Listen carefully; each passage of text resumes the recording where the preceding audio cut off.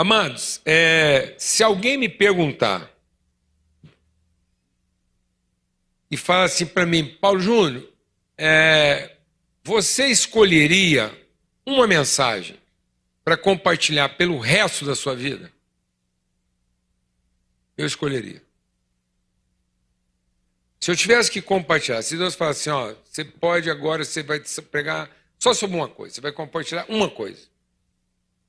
Escolhe. E aí, se eu tivesse que escolher, eu diria, eu quero compartilhar sobre a ceia. O resto da minha vida. Você precisa todo dia. Por quê? Porque Paulo, falando sobre a ceia, lá em 1 Coríntios, ele diz o seguinte, que a causa de todas as enfermidades na vida do cristão, todas as enfermidades na vida de um crente, elas de alguma maneira passam pela forma como a gente significou a mesa e a comunhão na nossa vida. Porque muitas vezes a gente entende a comunhão de maneira intuitiva. Que bom que fosse, talvez seja, quem sabe será. Isso é intuitivo. Você faz, se der, ou se deu. A gente às vezes até entende que é importante, ou necessário, mas ainda não discerniu o que é essencial. De modo que o essencial é aquilo do que a gente é feito. Então, o evangelho não é para te garantir o que é necessário, nem o que é importante. Por isso a palavra de Deus, vamos acompanhando aí, a palavra de Deus diz o seguinte, a sabedoria do homem, a sabedoria do homem, do mundo caído, ela é animal. Isso quer dizer o seguinte, existe um nível de conhecimento que é instintivo. É o nível de conhecimento da formiga, da ameba, da minhoca. Amém? E, mesmo sendo instintivo, ela padroniza comportamento. Então, é possível uma formiga desenvolver rito. Em tese, dá para você organizar uma igreja de formigas. Você põe um montinho de açúcar e deixa até um momento com a formiga com fome achar o açúcar, você já formou o evangelista.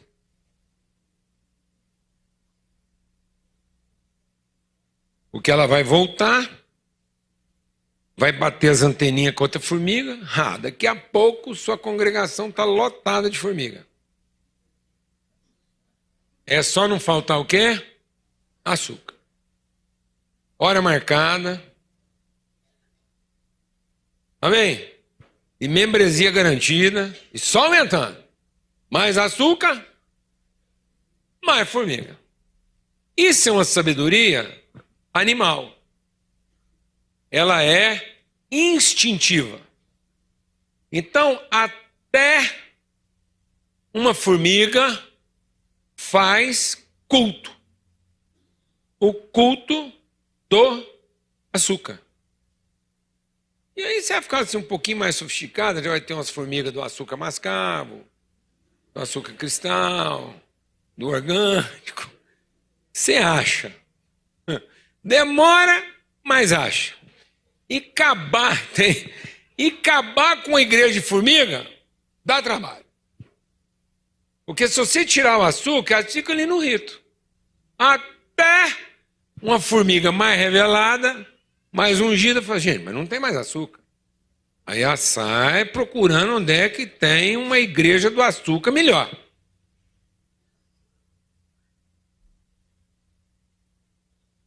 Sim ou não?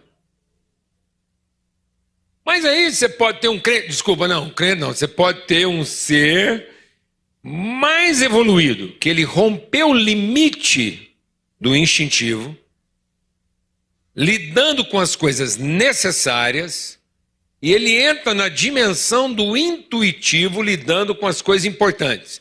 Aí ele já começa a fazer ciência. Ciência é uma capacidade intuitiva de observar, comparar e deduzir. Quando a ciência deduz, ela deduz uma realidade, que não é mentira, mas não é necessariamente a expressão da verdade, porque foi concluída a partir de observação.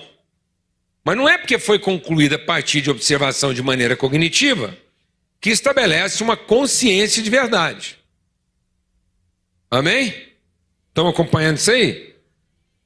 Pode parecer meio difícil, mas não está tão difícil não. Você está entendendo o que você está acompanhando. Então é o seguinte, aí você evolui de uma reunião de formigas para uma reunião de macaco. E aí a liturgia já é um pouco mais sofisticada, porque você pode ter ciência. Então, um macaco que depois de algumas observações, ele concluiu que para abrir o coco, ele pode usar pedra, já é um macaco cientista.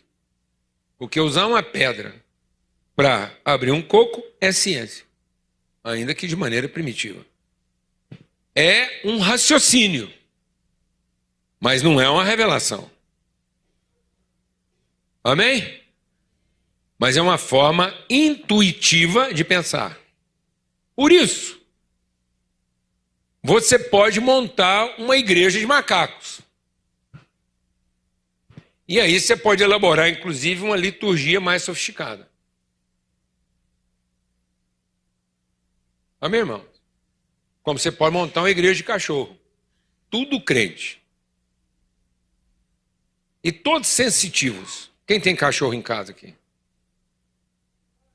Quem é o Deus do seu cachorro? Você, ué. E o seu cachorro é espiritual. Você está umas 3 quadras de sua casa e o seu cachorro já está percebendo. Alguém sabe o que eu estou falando ou não? E fica ali, meio inquieto, vai de um lado para o outro. Aí ele começa uma liturgia.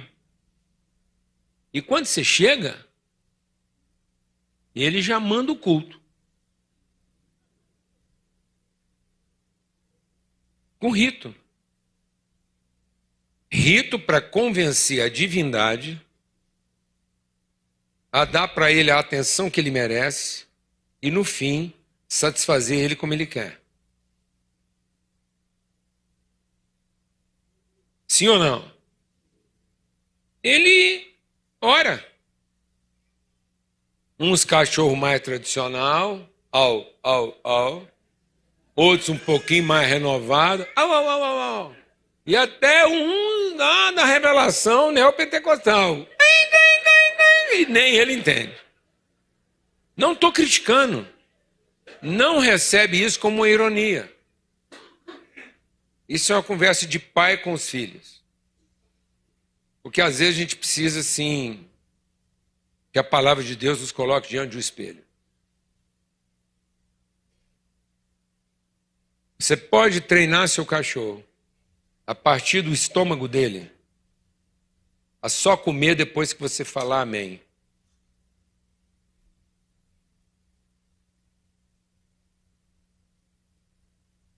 Porque o homem caído fez do seu ventre o seu Deus.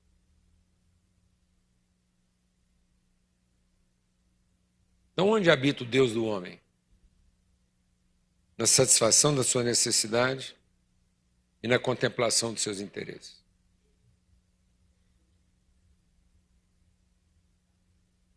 Então, não falta Deus, nem para a formiga e nem para o cachorro. Sabe o que você vai encontrar em qualquer lugar do mundo que você for? Se você pegar aqui e for teletransportado para o lugar mais remoto do planeta e enfiar numa selva onde você vai encontrar um ser humano que viveu a vida toda totalmente afastado de qualquer padrão de civilização, Sabe qual é a única certeza que eu tenho do que eu vou encontrar lá? Culto.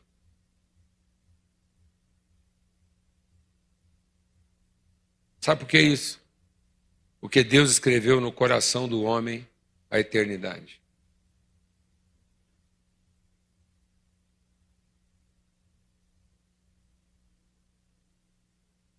Amém, irmão? E aí nós temos um outro nível de conhecimento, que não é o instintivo pela necessidade, não é o intuitivo pelo interesse, mas é o intencional pela vontade. E é aí que está a nossa essência. A essência do ser humano que foi feito, criado e formado pela vontade de Deus, a essência da nossa natureza é conhecer a vontade e ser instrumento de encarnação e revelação da vontade. Então, se toda a criação compartilha conosco instinto e intuição, ela não compartilha conosco intencionalidade. A intencionalidade é um atributo exclusivo da pessoa gerada do Espírito de Deus e não criada a partir do seu poder. Porque tendo Deus criado todas as coisas, resolveu fazer o homem. E o homem foi feito a partir do exclusivo conselho da sua vontade. Então, o que levou Deus a criar o homem e a fazer o homem não foi ser reconhecido no seu poder, mas foi ser conhecido na sua vontade. Então, a parte central de toda a criação éramos nós, como filhos de Deus. Por isso que nós somos a última parte revelada da criação, porque tendo Deus criado todas as coisas, preparado todo o cenário, as plantas, os animais e tudo mais, estava tudo pronto. Aí no meio de tudo pronto, Deus colocou o homem, com uma intenção, a vontade de Deus, a intenção de Deus é para que esse homem, guiado pelo seu espírito e pela sua vontade, pudesse ser a expressão visível de quem ele é. Então nós não fomos criados para testemunhar o que Deus pode. Nós fomos criados para testemunhar quem Ele é. Então nós não fomos criados para reconhecer o seu poder. Nós fomos criados para revelar as suas virtudes. Amém, irmãos? Por isso você vai ver um macaco fazendo ciência. Se você deixar um raio laser na mão do macaco, e esse raio laser não acabar a bateria, e voltar daqui 20 anos, você vai ver macaco cortando coco com raio laser. Mas também cortando outros macacos. Sabe o que você nunca vai ver um macaco fazer? Plantar coco para as próximas gerações de macaco.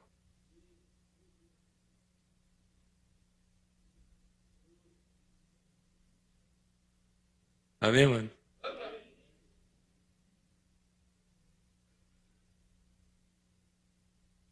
Glória a Deus, mano. Você vai ver macaco tirando carrapato de macaco. Você pode até achar que ele é pastor. Você vai ver macaco mostrando para outro macaco onde é que está o coco. Vai achar que ele é evangelista. Você vai ver macaco corrigindo macaco porque está batendo no outro macaco. Você vai achar que ele é mestre. Mas você nunca vai ver um macaco de forma consciente plantando coco para a próxima geração de macacos.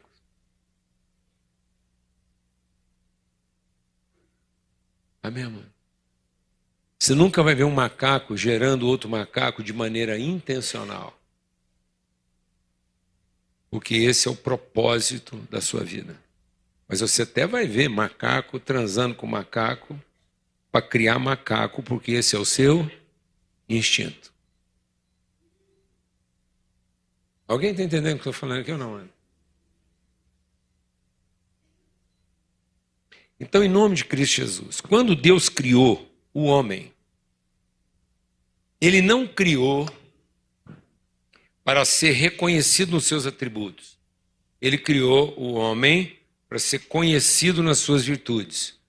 Então, o homem está sendo criado da vontade do Pai e não do poder de Deus.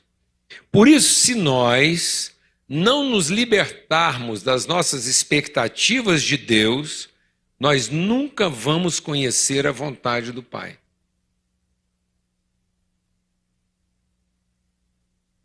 Porque todo o nosso culto vai estar voltado para ser reconhecido por Deus, pensando que Deus queria ser reconhecido por nós. E isso vai ser uma relação comercial.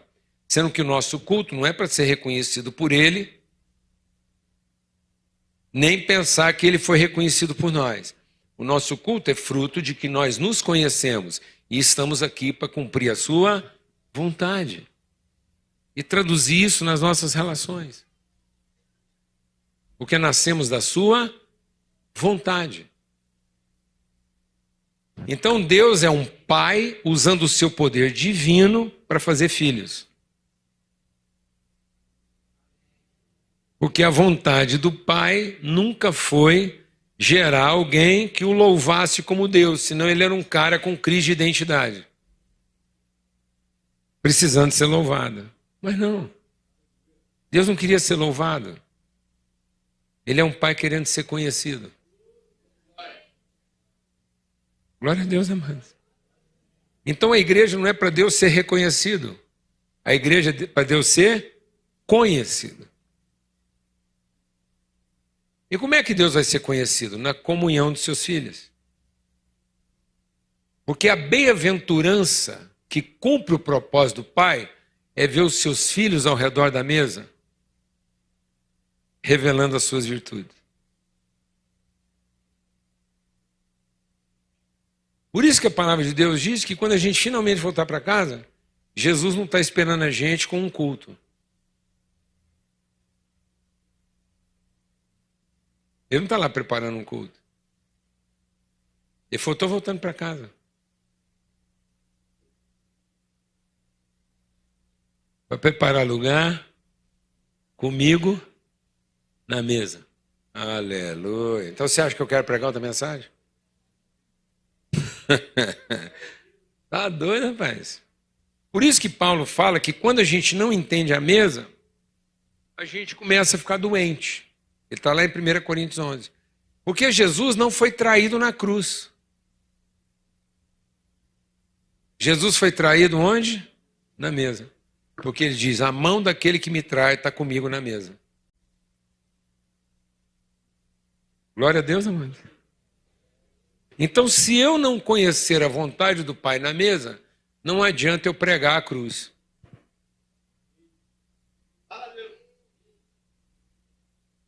Porque o que dá sentido à cruz é a mesa. Sem a mesa, a cruz não tem sentido. Quer ver um testemunho a respeito disso? Jesus, antes da cruz, preparou o quê? Uma mesa. Ele falou assim, presta atenção. Porque eu estou fazendo isso em memória de mim. E vocês vão fazer isso todas as vezes até que eu venha. Aí ele foi para a cruz. Aí o povo não entendeu a cruz. Ele marcou outra crucificação? Não, mano. Ele levou isso tudo de volta para a mesa. Depois Jesus voltou ressurreto. Ficou aqui entre nós 40 e tantos dias. 50, na verdade. Entre os 3 dias, que ele tinha que completar um jubileu. Amém, amados? 7 semanas de 7 dias. Um jubileu. Jesus ficou um jubileu de dias entre nós. Agora imagina a cena. Ressurreto. Venceu a morte. Voltou da sepultura. O que Jesus fez depois que ressuscitou? Foi lá na casa do Pôncio Pilatos? Peitar ele? Vai aí, Pôncio Pilatos. Quer encarar? Ou lá na casa de Herodes. Marrar os demônios, tudo Herodes. Por que Jesus, depois de ressurreto, marcou um culto no centro de Jerusalém? Sem luz, de noite, e ele iluminado.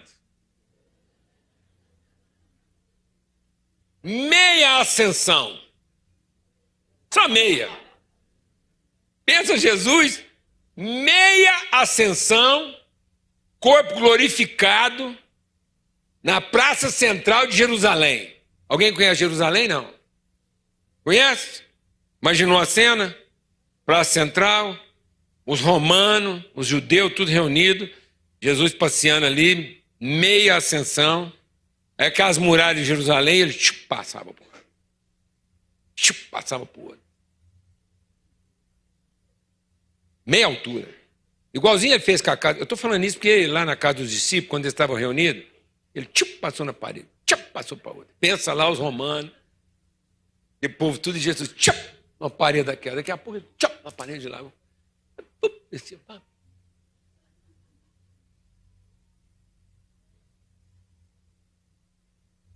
Eu vou falar uma coisa para você, vamos ser honestos. Nós dois ressurretos. Que esse poder tudo. Nós íamos ficar lá esperando completar 50 dias. Que conversa. Anjo. Os demônios tudo amarrados. Satanás de joelho. É Deus, é Deus, é Deus. Não tinha para concorrência, rapaz. A igreja já estava plantada lá, acabou tudo.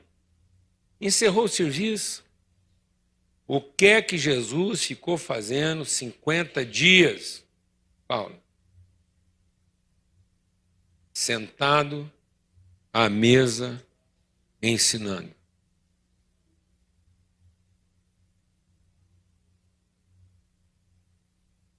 $50 dias. Amém, irmãos? Então, eu queria ler com vocês, só para a gente concluir essa reflexão, uma vez que a gente tem essa plataforma, vamos agora ver uma cena pedagógica. Você está tendo essa plataforma, vendo o processo da criação, a vontade do Pai, o poder de Deus, conhecimento, intimidade, a mesa. Abra sua Bíblia lá em Lucas, no capítulo 24. E vamos ver a cena pedagógica da ceia. Amém? Naquele mesmo dia, verso 13, 2 discípulos estavam indo de uma aldeia chamada Emaús, que ficava uns 10 quilômetros de Jerusalém, e iam conversando a respeito de tudo o que tinha acontecido. Enquanto conversavam e discutiam, o próprio Jesus, diga comigo, o próprio Jesus, o próprio.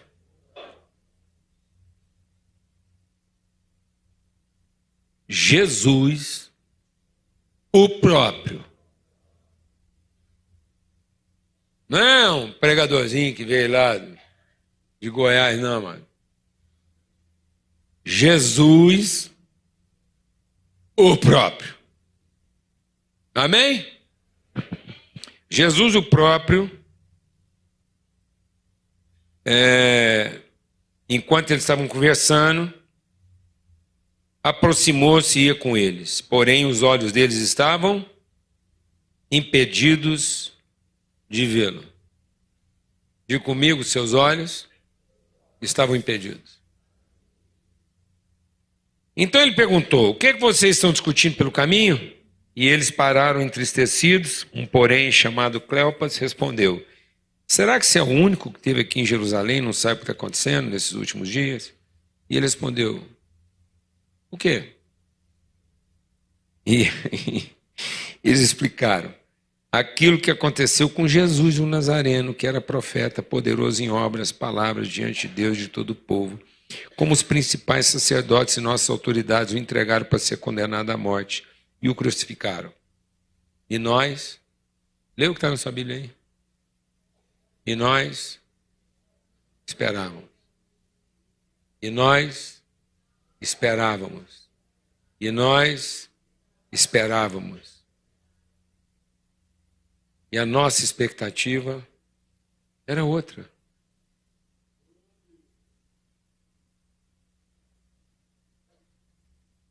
A gente esperava outra coisa dele.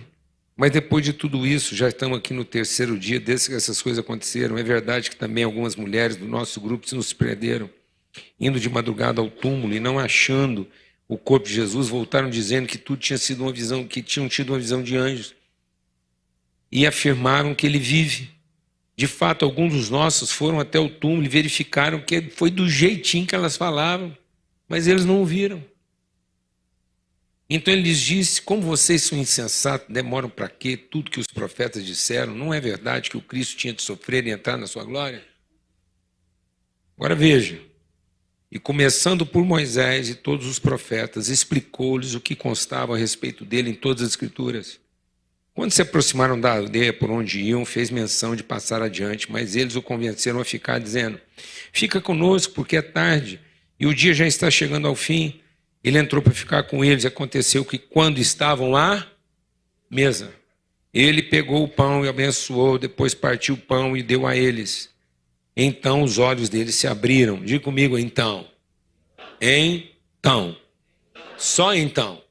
Só então os olhos deles se abriram e eles reconheceram Jesus, mas ele desapareceu da presença deles e disseram um ao outro: não é verdade que o nosso coração ardia no peito enquanto ele falava pelo caminho, quando nos explicava as Escrituras? E na mesma hora, levantando-se, voltaram para Jerusalém, onde acharam reunidos os 12 e os outros com eles, os quais diziam: de fato o Senhor ressuscitou e já apareceu a Simão. Então os dois contaram o que eles tinham acontecido no caminho e como tinham reconhecido o Senhor enquanto partia o pão. Amado, deixa o Espírito de Deus ministrar algo no nosso coração, bem objetivo. Conversa de família. Nossas expectativas de Deus e a nossa forma de conceituar a salvação naquilo que é a nossa necessidade e o nosso interesse está cegando os nossos olhos, de modo que a gente não consiga ver nem o próprio Salvador se ele se apresentar no meio de nós.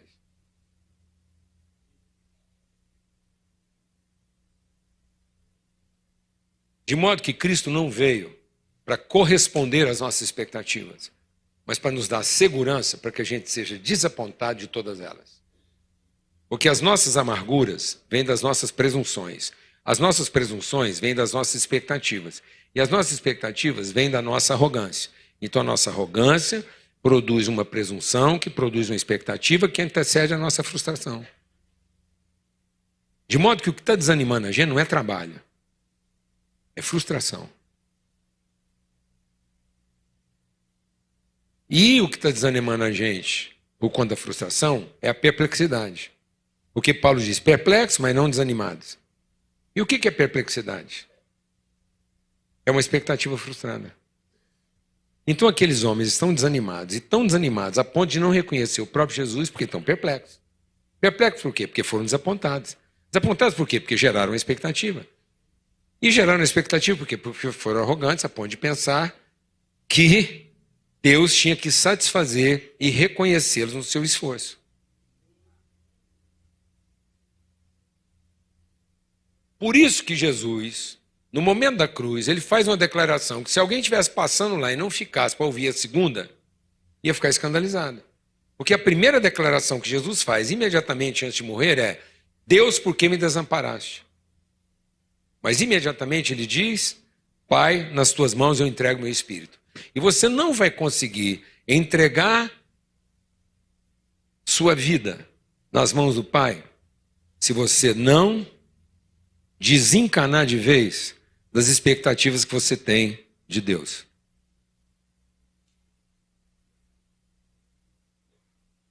Então, se você não se libertar das suas expectativas de divindade, você não seria capaz de conhecer nem o próprio Jesus se ele se apresentar na presença. Porque a Bíblia diz que nós olhamos para ele e não vimos nele beleza que nos agradasse. Nós ainda estamos enquadrando Jesus aos nossos padrões estéticos, formados a partir daquilo que nos interessa e daquilo que a gente precisa. E aí, quando eu estou falando de estética de tudo. Alguém está entendendo o que a gente está falando aqui? Porque está aqui. E isso é uma fortaleza tão grande na nossa cabeça, um sofisma tão grande na nossa cabeça, que nem Jesus o próprio, chegando assim de supetão, você reconhece. Amém? E aí, porque a gente não reconhece Jesus, a gente começa a explicar Jesus para Jesus.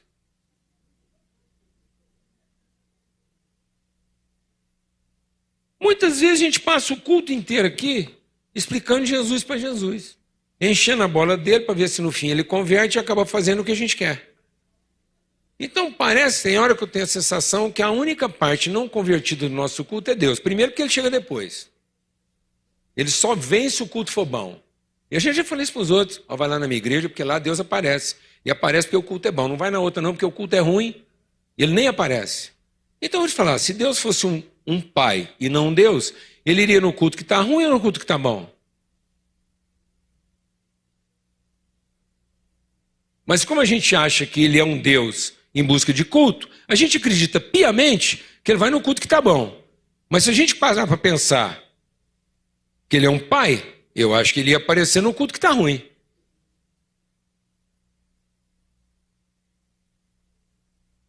Glória a Deus, irmãos.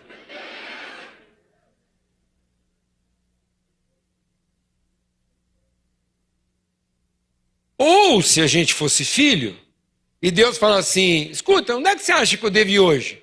Fala, não, pai, lá para nós você não precisa ir não, que já está bom. Vai lá no culto do nosso irmão que está ruim.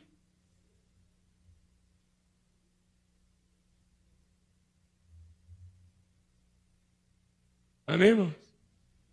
Mas como a gente quer ser reconhecido por Deus, a gente acredita piamente que ele vem no nosso, para ficar melhor ainda. Não interessa quão bom ele já esteja.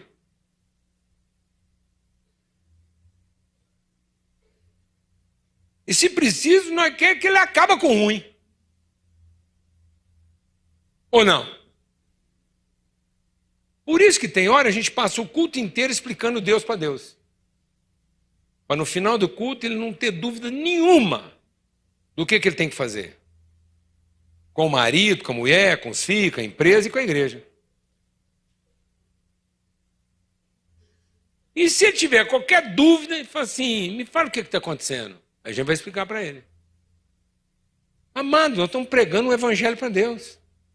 Nós estamos usando a Bíblia para enquadrar Deus. Achando que as promessas são a arma que a gente tem contra Deus para garantir que Ele vai nos dar aquilo que a gente quer. E a Bíblia não é para gerar em você uma fé de que você vai ter o que quer e precisa. A palavra de Deus é para gerar em você a fé na certeza do que você tem para oferecer. Então a palavra de Deus não é para te dar a expectativa do que você pode receber. É para te dar a certeza do que você já recebeu. Para que pela palavra de Deus você tenha certeza do que você tem para oferecer. E não a expectativa do que você pode receber. Então a palavra de Deus não é para você ter expectativa do filho que você quer ter. A palavra de Deus é para você ter certeza da mãe que você pode ser, independente do filho que você vai receber. Aleluia! Amém, Marcelinha? O Mateus não é o homem que você merece. Mas você é a mulher que ele precisa. Amém? Amém, Mateus? E com certeza ela não é a mulher que você merece. Mas você é o homem que ela... Você viu que eu mudei o tom, já ficou claro, né? Com ela eu usei um tom de misericórdia. Ele não é o homem que você merece. É porque eu tenho genro. Aí eu falo assim pro genro. E ela não é a mulher que você merece. Falei a mesma frase, já num tom diferente, e todo mundo ficou entendendo, amém? Mas a palavra de Deus com certeza vai tornar um e outro o quê? Aquilo que o outro precisa. De modo que a palavra de Deus não é para exaltar o poder que eu preciso para ter o que eu quero. A palavra de Deus é para gerar em mim a certeza da virtude que eu tenho para entregar. Amém? Por isso Jesus vai resolver isso na ceia. Porque formigas e macacos vêm à ceia pelo que pode comer. Mas os filhos de Deus vêm à ceia pelo que eles podem repartir. E se a gente não entender isso de maneira clara, nós não vamos entender a cruz. E aí, o que acontece? Vou dizer outra coisa aqui grave. Presta atenção. Nós estamos achando que nós vamos resolver isso com metodologia. Jesus, presta atenção no que eu vou falar aqui, homens e mulheres de Deus, pastores, líderes. Jesus, o próprio, pegou 2 homens totalmente de olhos fechados e obscurecidos, que não eram capazes de reconhecer, dada a profundidade da sua frustração. Aí Jesus começa uma mensagem expositiva.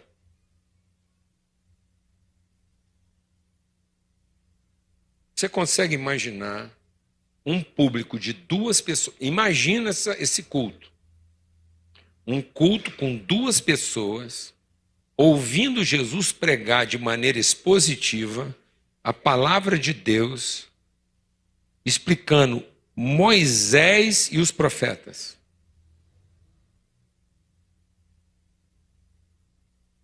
Você consegue imaginar? Não, Paulo, na boa. Nós precisamos assim, amados, tem uma coisa na nossa mente que precisa ser quebrada. Imagina isso.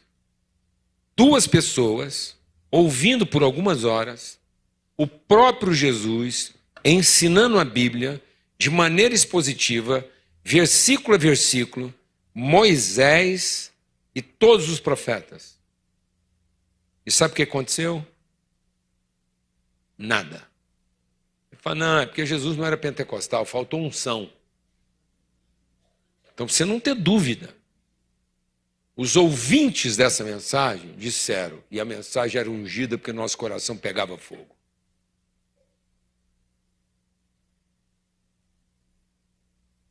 Uma reunião ungida, pentecostal, Jesus ressurreto, pregando uma mensagem expositiva para 2 ouvintes. E sabe o que aconteceu com eles? Nada. E mais, esses 2 homens já tinham recebido o testemunho de algumas mulheres e alguns anjos dizendo que Jesus estava ressurreto. E você fala, não, a mensagem foi expositiva, mas faltou evangelista. Não, tinha um ministério de evangelismo que trabalhou antes. E você vai achar que não teve unção? Os evangelistas pregaram acompanhado de anjos. Veio até anjo. Veio até anjo. Os melhores evangelistas, assessorado por anjo. Testemunho de apóstolo. Mensagens positivas de Jesus. Fogo pegando no coração. E nada disso foi capaz de abrir a cegueira de uma expectativa frustrada da divindade.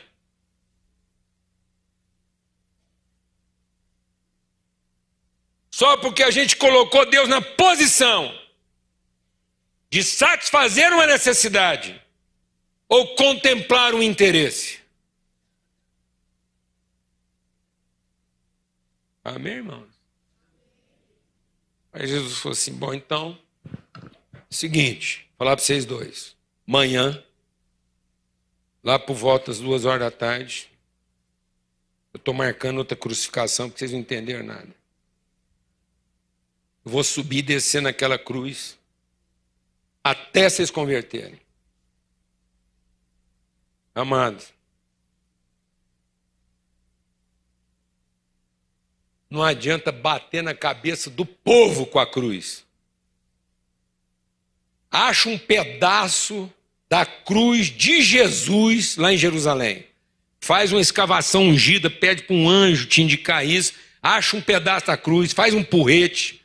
volta aqui para Belo Horizonte e dá na cabeça do povo com a cruz de Jesus. Sabe o que isso vai resolver? Nada. Enquanto as pessoas não virem você repartindo o seu pão com o seu irmão.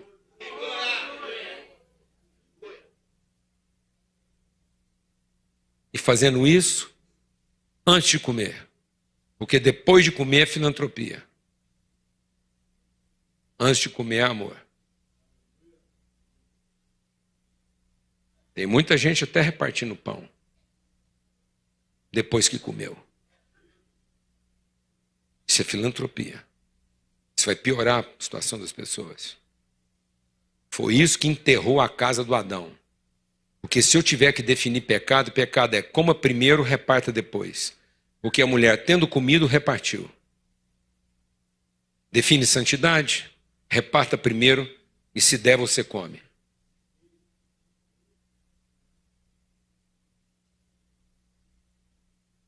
Sabe como é que o pecado foi traduzido? Coma primeiro, reparta depois.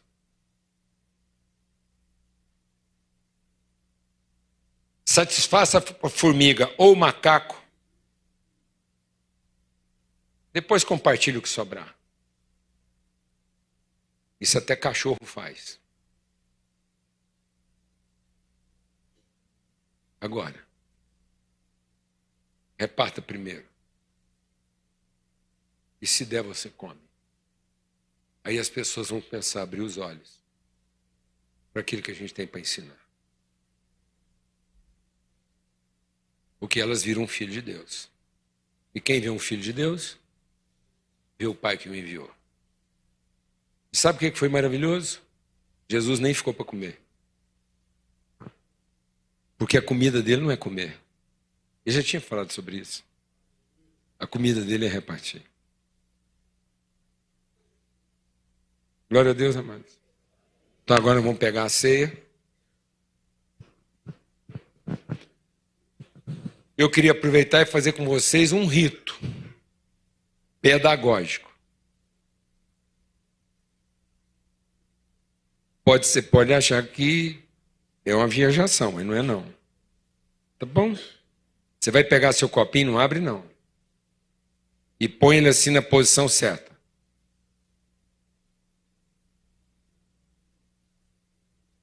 Porque aí o sangue vira cobertura e o pão vira bandeja. Amém? Só para você lembrar. E assim, às vezes, você não vai lembrar direito. Você vai achar que o pão é seu. Assim você vai saber que o pão é nosso. Porque você não pegou ele para comer. Você pegou ele para servir.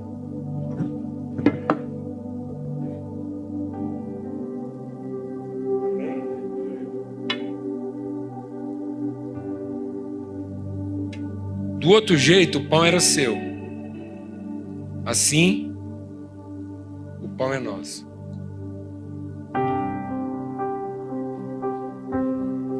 Então você não está segurando o seu pão. Você vai estar sempre segurando o nosso pão. Você nunca vai agradecer meu pão. Você vai agradecer pão nosso.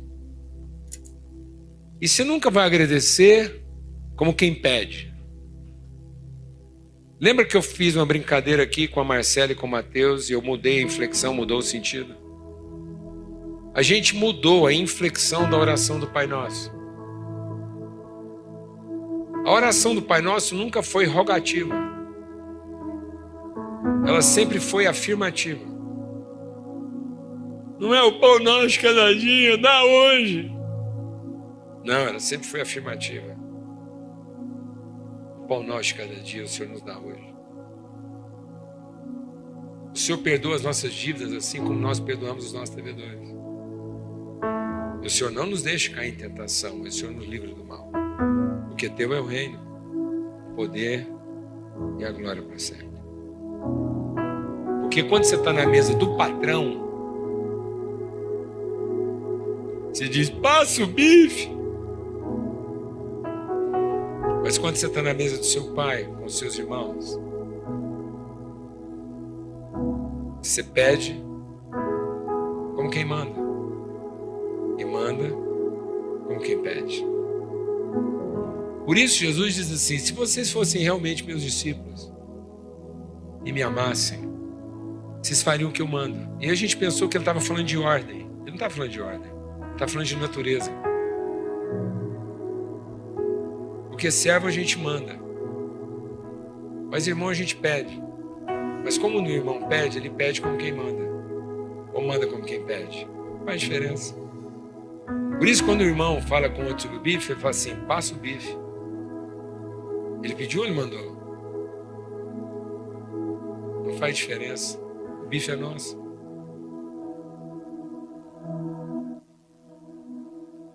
Você está pedindo que ele passe o bife dele? Ou você está simplesmente lembrando ele para passar o bife que é nosso? Pão nosso cada dia nos dá hoje.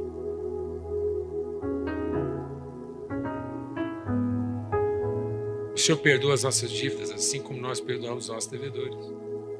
É assim que funciona aqui em casa. E o Senhor não nos deixa cair em tentação, mas o Senhor livra do mal. E o teu reino, o poder e a glória para sempre. Então agora dê graças pelo pão nosso. Pai, muito obrigado pelo teu amor.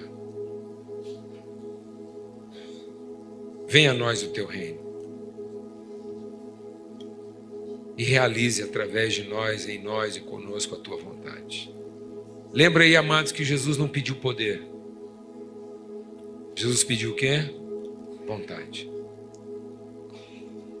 Se Jesus tivesse nos ensinado a orar a Deus, Ele teria nos ensinado a pedir poder. Mas Ele falou: não, quando você for orar, fala com seu pai. Quer falar com seu pai? Não peça poder, não. Peça que Ele revele a você a sua vontade. E aí dê graças pelo pão, que é nosso. E peça e fala com Ele lá. Peça como quem manda e manda como quem pede. Para você não cair na tentação de achar que o pão é seu. Porque tem gente que quando ora a oração do Pai Nosso, ele ora agradecendo o pão que é dele e o pecado que é dos outros. O pão é nosso. E o pecado é nosso. E a tentação é nossa. Mas Ele perdoa os nossos pecados como nós perdoamos uns dos outros. E Ele reparte conosco o seu pão como nós partimos uns com os outros. E Ele não deixa que a gente caia na tentação de achar que o pão é meu e o pecado é seu. Amém? Então nesse espírito pega agora o pão nosso e reparta com alguém que está aí com você. Sirva seu irmão. Sirva seu irmão.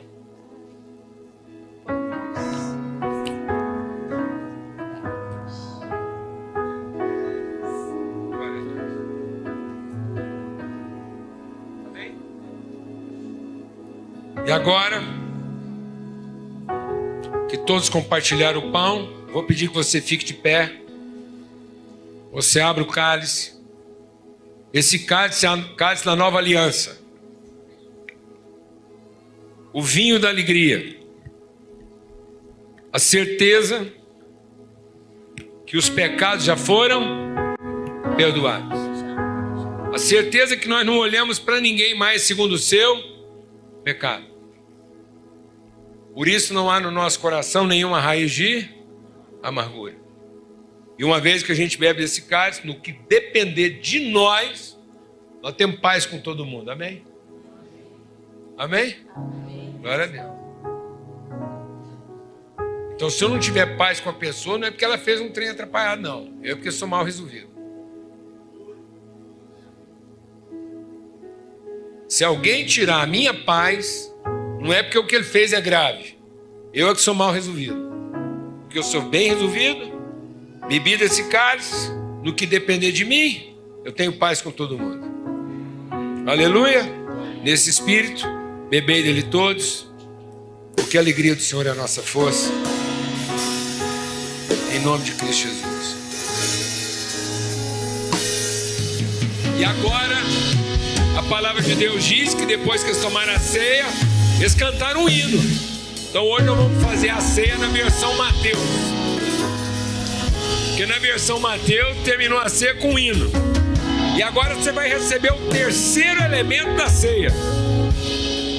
Alguém aqui sabe qual é o terceiro elemento da ceia? Não. Está lá no Salmo 23. Preparas uma mesa, pão, vinho, unges a minha cabeça com óleo, meu cálice transborda. Receba essa unção de virtude, revelação, alegria, renovo, cura, disposição, ânimo, em nome de Cristo Jesus. Amém? Aleluia.